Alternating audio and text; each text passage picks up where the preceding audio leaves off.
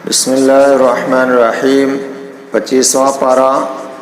اس پارے میں سورہ حامیم، سجدہ، سورۃ الشورى، زخرف، سورہ دخان اور سورہ جاثیہ کا تذکرہ آیا ہے۔ سب سے پہلے اللہ تعالیٰ نے یہ کہا کہ قیامت کا علم اللہ کو ہے، وہی تمام پھلوں کو جانتا ہے، کس پھل میں کیا خصوصیت پیدا کرنی ہے، کون سا پھل کب تیار کرنا ہے، یہ ساری صفات اور خصوصیات صرف اللہ کو معلوم ہے۔ کون سی مادہ کیا جنے گی، کب جنے گی، یہ ساری خبر اللہ تعالیٰ کو ہے۔ اس کے بعد اللہ تعالیٰ نے کہا کہ انسان کی فطرت یہ ہے کہ جب وہ مصیبت میں ہوتا ہے تو افسردہ ہو جاتا ہے، رنجیدہ ہوتا ہے، واویلا مچانے لگتا ہے، اور جب اللہ تعالیٰ اپنی رحمت کا مزہ چکھا دیتے ہیں، اس کی تکلیف کو دور کر دیتے ہیں، تو پھر وہ کہتا پھرتا ہے کہ یہ میری تدبیر کا نتیجہ ہے، یہ میں اپنی قابلیت سے میں نے اس چیز کو دور کر دیا ہے۔ اس کے بعد اللہ تعالیٰ نے کہا کہ آفاق اور انفس کی نشانیاں اس لیے دکھائی جا رہی ہیں تاکہ لوگوں پر حق واضح ہو جائے، اور جو لوگ ہماری ملاقات کے منکر ہیں انہیں بھی سمجھ میں آ جائے کہ اللہ کی ذات موجود ہے۔ اللہ تعالیٰ نے آسمان و زمین اور ساری چیزوں کو پیدا کرنا اور اس کے سارے انتظامات کو دیکھنا، بعض چیزیں وہ ہیں جس کا شروع میں لوگوں کو یقین اور اعتماد تھا، لیکن جیسے جیسے تحقیق ہو رہی ہے تب سمجھ میں آتا ہے کہ واقعتاً یہ چیزیں موجود ہیں، اور اللہ نے جن چیزوں کو بیان کیا ہے وہ برحق ہے۔ سورۃ الشورى کا آغاز ہوتا ہے، اس کا بھی آغاز حامیم سجدہ سے ہوا ہے۔ سب سے پہلے اللہ تعالیٰ نے اپنی عظمت اور قدرت کو بتایا اور کہا کہ زمین و آسمان کی چابی اللہ کے ہاتھ میں ہے، اس کی ساری ملکیت اللہ کے لیے ہے۔ اس کے بعد اللہ تعالیٰ نے کہا کہ اللہ نے عربی زبان میں وحی بھیجی تاکہ مکہ والوں کو ڈرائیں۔ اس کے بعد اللہ نے کہا اگر اللہ چاہتا تو سب کو ایک امت بنا دیتا، مگر وہ جسے چاہتا ہے اپنی رحمت میں داخل کرتا ہے، اور ظالموں کا کوئی حمایتی اور مددگار نہیں ہے۔ حضرت ابراہیم علیہ السلام، موسیٰ علیہ السلام اور لوط علیہ السلام جیسے انبیاء کا تذکرہ کر کے پیارے نبی صلی اللہ علیہ وسلم سے کہا گیا کہ ان انبیاء کو جو بھیجا گیا تو ان کا بھی مقصد یہی تھا ان اقیم الدین، کہ دین قائم کرنا ہے۔ انبیاء کی بعثت کا مقصد ہے دین قائم کرنا۔ دین سے مراد وہ سارے شعبہ جات ہیں، ساری زندگی کے کام کاج ہیں جو ہر کام دین کے مطابق ہو۔ صرف ایسا نہ کہ دین مسجدوں تک ہے، بقیہ جگہوں پر دین نہ ہو۔ دین قائم کرنے کا مطلب یہ ہے کہ زندگی کے تمام شعبوں میں وہ جاری اور ساری ہو۔ اللہ تعالیٰ توبہ قبول کرتا ہے، برائیوں کو درگزر کرتا ہے، اور تمہاری نقل و حرکت کو جانتا ہے، اور جو شخص اللہ کی باتوں کو مان لے اللہ تعالیٰ اس کو اور بڑھا کر دیتا ہے۔ اللہ تعالیٰ نے فرمایا کہ اللہ نے تمہارے لیے جوڑے بنائے، نسلیں بنائی، رزق کا انتظام کیا، اور رزق کا معاملہ ایسا ہے کہ جس کے لیے چاہتا ہے وہ بڑھا دیتا ہے، جس کے لیے چاہتا ہے گھٹا دیتا ہے۔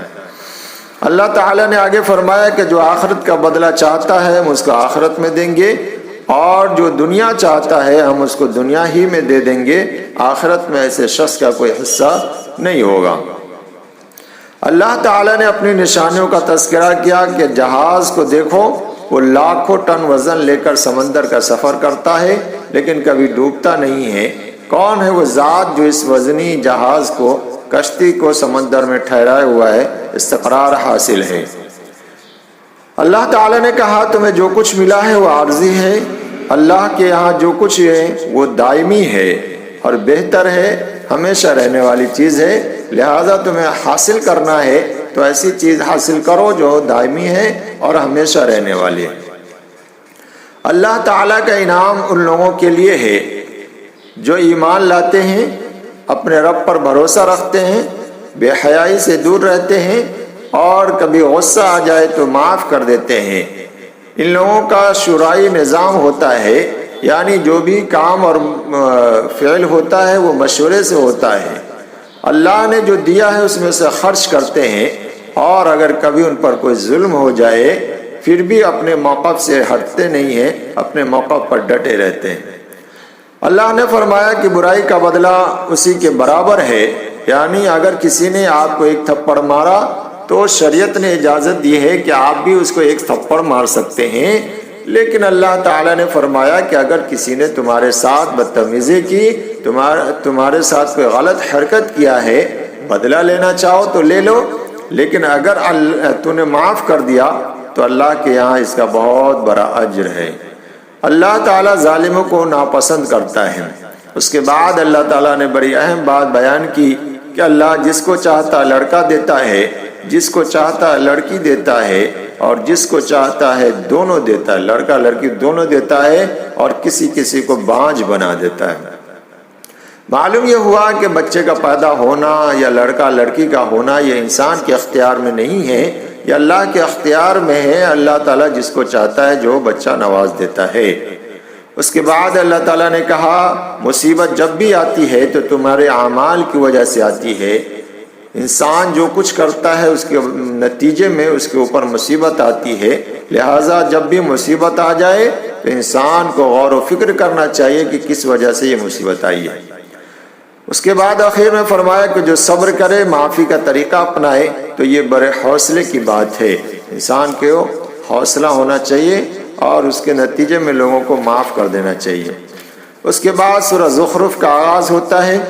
اس میں بھی قریش کے جاہلانہ عقائد پر تنقید کی گئی اور ان کو نشانیوں کو گنوایا گیا۔ جاہلانہ عقائد جیسے یہ تھے کہ ہم دوبارہ زندہ نہیں کیے جائیں گے، ہم باپ دادا کے دین پر قائم رہیں گے، اور یہ قرآن جو ہے پچھلے لوگوں کی گھڑی ہوئی باتیں، ان ساری چیزوں کو رد کیا گیا۔ اللہ تعالیٰ نے انسانوں میں فرق مراتب رکھا تاکہ ایک دوسرے کی خدمت لے سکے۔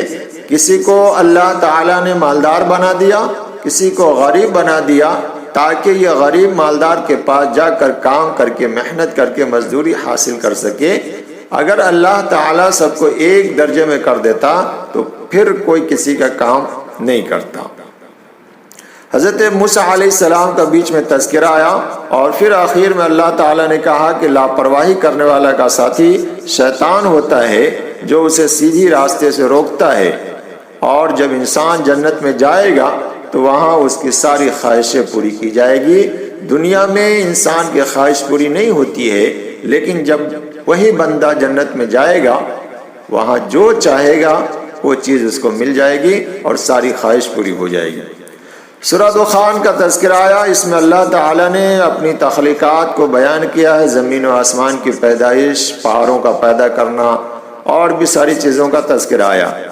اس میں اللہ تعالیٰ نے کہا کہ کبھی کبھی اللہ تعالیٰ قحط میں مبتلا کرتا ہے، اور یہ اس لیے مبتلا کرتا ہے تاکہ لوگوں کو سمجھ میں آ جائے کہ وہ ذات ایسی ہے جو کھانے پینے کا انتظام کرتی ہے، پھر اپنی غلطیوں کا اعتراف کریں اور ایمان قبول کر لیں۔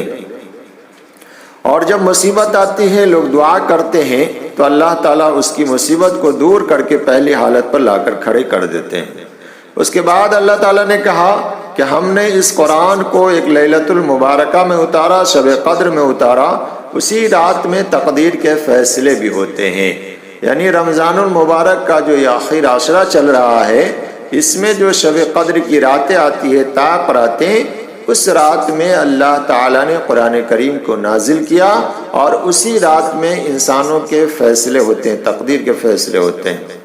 قیامت کا منظر پیش کرنے کے بعد اللہ تعالیٰ نے کہا کہ اس دن کوئی کسی کو کام نہیں آئے گا، باپ بیٹا ماں بیٹی ہر ایک سے ایک دوسرے سے بھاگتے پھریں گے، وہاں پہ کوئی بھی کسی کے رشتے ناطے کی وجہ سے کام نہیں آئے گا۔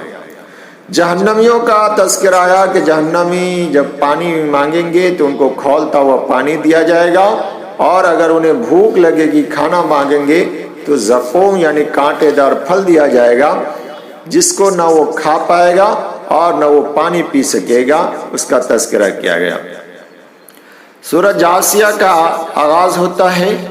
اس کے شروع میں بھی اللہ تعالیٰ نے توحید، آخرت اور رسالت کا تذکرہ بیان کیا، اور اس کے بعد زمین و آسمان کا پیدا کرنا، ساری تخلیقات کو اللہ تعالیٰ نے یہاں پر پیش کیا۔ اللہ کے رسول صلی اللہ علیہ وسلم سے کہا گیا کہ اگر یہ لوگ آپ کی باتیں نہیں مانتے، قرآن پر عمل نہیں کرتے، آپ کا مذاق اڑاتے ہیں تو آپ ان کا معاملہ اللہ کے حوالے کر دیجئے، اللہ ان قریب ان کو اپنے کرتوتوں کا مزہ چکھائے گا۔ اس کے بعد اللہ تعالیٰ نے پھر اخیر میں کہا کہ ایمان والے جنت میں جائیں گے، اور جب جنت میں جائیں گے تو وہاں ساری آسائش اور آرام کی چیزیں انہیں مہیا کرائی جائے گی، اور جہنمی جب جہنم میں جائیں گے، اور جہنم میں جانے کی وجہ ہوگا کفر کی وجہ سے لوگ جب جہنم میں جائیں گے تو جہنم میں ان کو کھانے کے لیے زقوم اور پینے کے لیے کھولتا ہوا پانی دیا جائے گا۔ اللہ تعالیٰ ہم تمام لوگوں کو عمل کی توفیق عطا فرمائے۔